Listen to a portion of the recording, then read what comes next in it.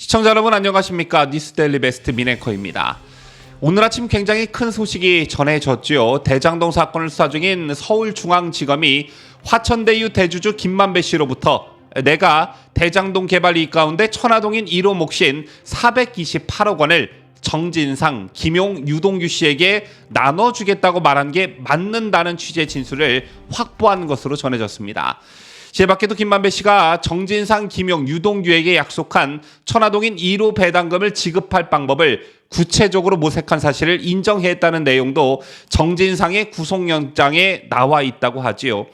이게 왜 큰 뉴스가 되냐면 그동안 남욱 변호사의 폭로 내용을 보면 대부분이 김만배로부터 이렇게 들었다. 김만배가 이렇게 말한 것으로 알고 있다. 이런 류의 폭로가 대부분이었습니다. 예를 두고 민주당 쪽에선 전원에 따른 남욱의 일방적인 주장이다라며 폭로의 신빙성을 떨어뜨리는 전략을 취해왔는데요. 그리고 그동안 김만배가 천화동인 1호의 소유주는 본인이라고 하지 않았느냐라는 점도 부각시켰는데 김만배가 검찰 종사에서 이를 인정했다는 사실이 알려지며 큰 파장이 일고 있는 것입니다. 사안이 굉장히 복잡한 듯 보여지나 김만배의 진술로 굉장히 명료해졌다 이렇게 볼 수가 있겠고요. 앞으로 이재명을 향한 검찰의 수사는 더욱더 탄력을 받을 것으로 보여집니다.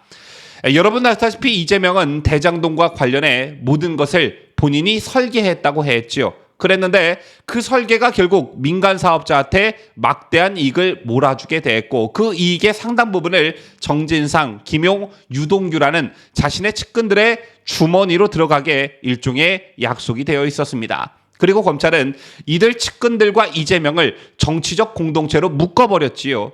따라서 결과적으로 이재명은 성남시에 어마어마한 손해를 끼쳤다라는 결론에 도달하게 되고 배임죄가 성립하게 되는 것입니다. 그리고 한 가지 김만배 씨의 과거 발언에 우리가 좀 주목해 볼 필요가 있는데요. 올해 1월 재판에서 김만배 변호인 측은 김만배 씨는 당시 이재명 성남시장이 안정적 사업을 위해 지시한 방침에 따랐다라고 발언한 적이 있습니다.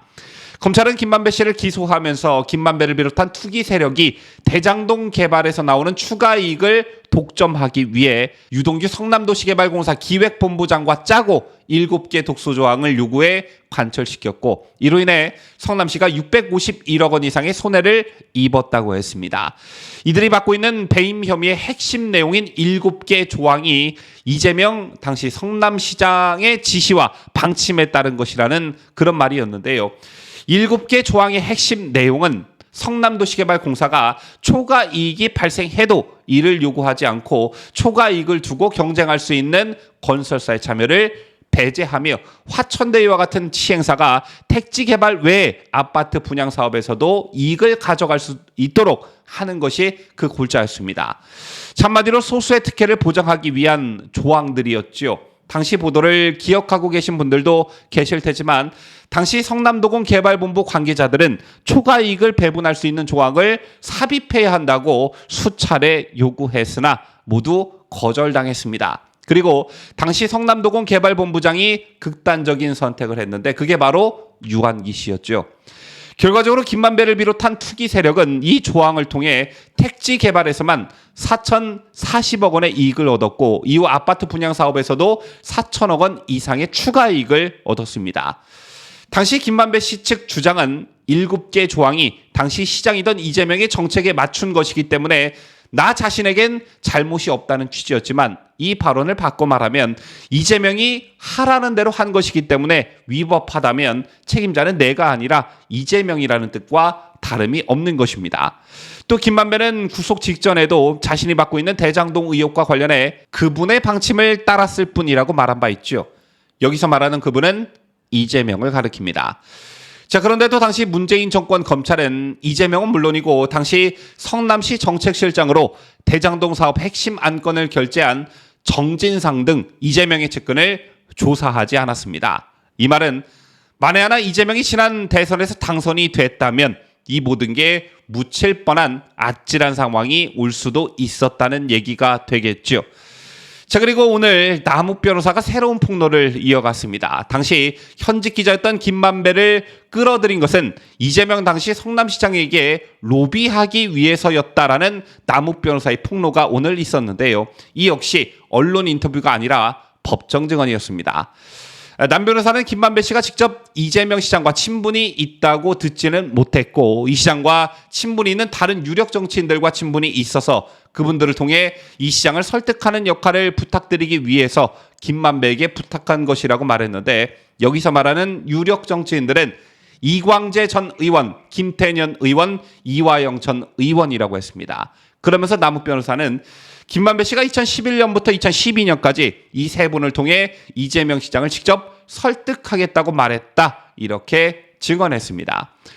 검찰의 수사가 이광재, 김태년, 이화영으로 확대될지 주목되는 부분인데, 이 역시 이재명의 배임죄의 주요 근거가 될 수 있는 증언이라 볼 수 있습니다.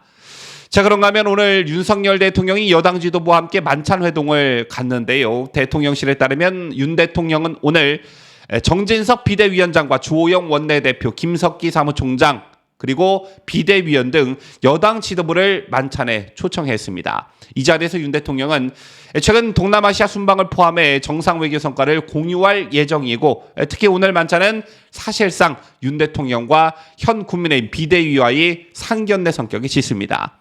그런데 일부 기성 언론에서 이 만찬 회동을 가지고 트집을 잡고 있죠. 민생을 강조하면서 왜 여당 지도부는 만찬에 초청하지 않느냐는 것입니다. 대통령과 여야 지도부 만찬이 성사되지 않은 게 꼭 윤 대통령이 옹졸해서 그런 것처럼 비춰지는 그런 보도들이 쏟아지고 있는데, 정작 원인은 더불어민주당 이재명 대표에게 있는 것이죠. 반대로 지금 더불어민주당의 대표가 이재명이 아니라면 윤 대통령이 야당 대표를 만나도 벌써 몇 번은 만났을 겁니다. 자, 만약 지금 이 상황에서 윤 대통령이 이재명을 만나면 어떤 말들이 돌겠습니까? 대번에 예산안 통과와 이재명 사법 리스크를 놓고 물밑 거래를 했다, 야합을 했다 등의 별의별 말이 다 쏟아질 것입니다. 그리고 무엇보다 대통령이 검찰의 수사 대상인 이재명을 만난다는 것 자체로도 검찰의 이상한 사인이 될 수도 있는 것이고요. 더군다나 윤석열 대통령이 여러 가지 혐의를 받는 사실상의 피의자 신분이나 다름없는 이재명을 만날 하등의 이유가 없습니다.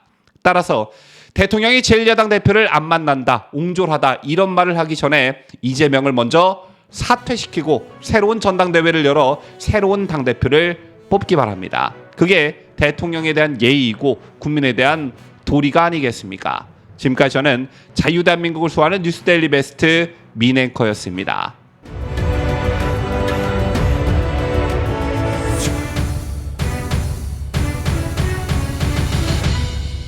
함께해요.